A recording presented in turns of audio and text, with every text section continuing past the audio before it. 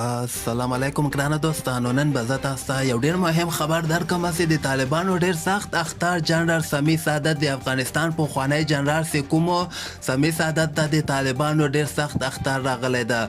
ویډیو تر اخره پورې وګورئ، په هر څه به تاسو پوه شئ.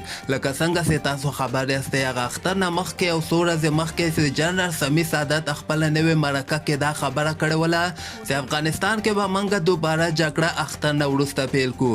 ده خو دا خبره کړې ده چې افغانستان کې دغه جګړې نه بغیر بله چاره نشته ده او موږ زه یم او ما سره وایي پخواني سیاستمداران دي او د افغانستان هغه پخواني جنرالان چې کوم دي هغه ټول ما سره یو ځای دي چې په دغه کې اته نور هم ورسره ده او دې نه علاوه امرالله صالح هم ده ورسره او نور هم ډېر زیات پخواني جنرالان چې کوم دي د اشرف غني په وخت کې به چې کله افغانستان په دولت کې ول هغه ټول ورسره یو ځای سوي دي او د طالبانو خلاف به وایي موږ اخطار نه وروسته ډېره سخته جګړه پیل کړو. خو بل طرف ته به زه تاسو ته وایم چې د طالبانو ډېر سخت جواب هم جنرال سمیع سعادت ته راغلی ده.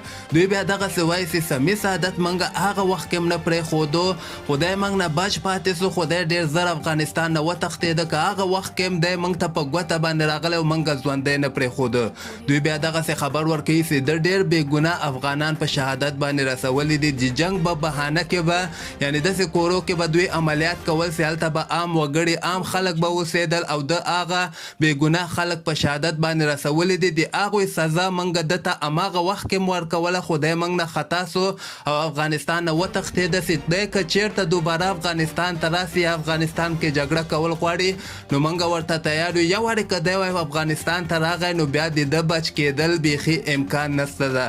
نو دې نه دغسې معلومیږي چې طالبان هم سمیع سعادت ته ډېر سخت په غوسه دي. دوی واضحه دغسې خبر ورکوي چې دا پخواني جنرالان چې کوم دي دا ټول د نورو ملکونو جاسوسان دي. دوی هېڅکله هم د افغانستان په خیر باندې کار نه کوي. دوی خپل کوم شي کې چې د دوی فایده یې د هماغه لپاره او د نورو ملکونو لپاره کار کوي. تاسو د دې په هکله باندې څه نظر لرئ؟ خپل نظر هم لاندې ما سره په کمنټ کې شریکولی شئ او همدغسې تازه خبرو لپاره تاسو دغه چینل هم در سره سبسکرایب کولی شئ.